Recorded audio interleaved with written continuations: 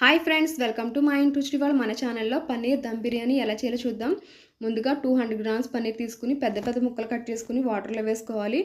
మనం ఏ గిన్నెలో బిర్యానీ చేయాలనుకుంటున్నాం ఆ గిన్నెలో ఈ పన్నీర్ ముక్కలు వేసేసుకుని బిర్యానీ ఇంగ్రీడియంట్స్ని వేసుకోవాలి. దాల్చిన చెక్క, యాలకులు, లవంగాలు, అనాస పువ్వు, స్టార్ పువ్వు, 2 స్పూన్స్ ధనియాల పొడి, 1 స్పూన్ జీరా పౌడర్, 1 స్పూన్ సాల్ట్, 2 స్పూన్స్ కారం, 1 స్పూన్ అల్లం వెల్లుల్లి పేస్టు,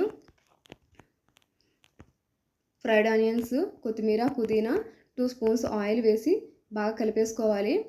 పన్నీర్ ముక్క జ్యూసీగా ఉండడం కోసం ఒక హాఫ్ కప్ వరకు పెరుగు కూడా యాడ్ చేసుకోవాలి. వీటిని కలుపుకున్నాక ఒక చెక్క వరకు నిమ్మరసాన్ని వేసుకోవాలి.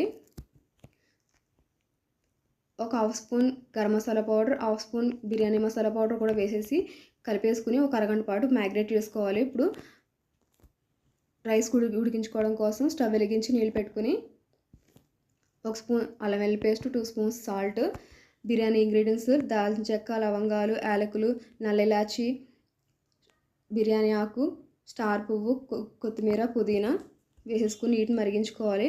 నీరు మరుగుతున్నప్పుడు 1 స్పూన్ వరకు ఆయిల్ వేసుకోవాలి. మనం ముందుగా నానబెట్టుకుని బాస్మతి రైస్ని వాటర్లో వేసేసుకుని రైస్ కుక్ చేసుకోవాలి. ఈ రైస్ ఉడుకుతున్నప్పుడు ఒక చాకు వరకు నిమ్మరసాన్ని కూడా వేసుకోవాలి.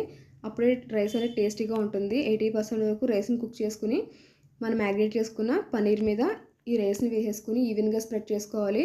రైస్ మీద ఫ్రైడ్ ఆనియన్స్, కొత్తిమీర, పుదీనా, కుంకుమ పువ్వు కలిపిన పాలు, 2 స్పూన్స్ నెయ్యి, చిటికెడు గరం మసాలా పౌడర్ని పైన స్ప్రింకిల్ చేసుకుని మూత పెట్టేసుకుంటే 10 నిమిషాల్లో గుమగుమలాడే పన్నీర్ దమ్ బిర్యానీ రెడీ అయిపోతుంది. దీనికి సంబంధించిన ఫుల్ వీడియో కావాలంటే మన ఛానల్లో ఉంటుంది. ఒకసారి విజిట్ చేసి తప్పకుండా లైక్ చేయండి. ఈ వీడియోకి నచ్చితే లైక్ చేయండి, కమెంట్ చేయండి, షేర్ చేయండి. ఇంకా బాగా నచ్చితే మీ ఫ్రెండ్స్ అండ్ ఫ్యామిలీకి షేర్ చేయండి. Thanks for watching.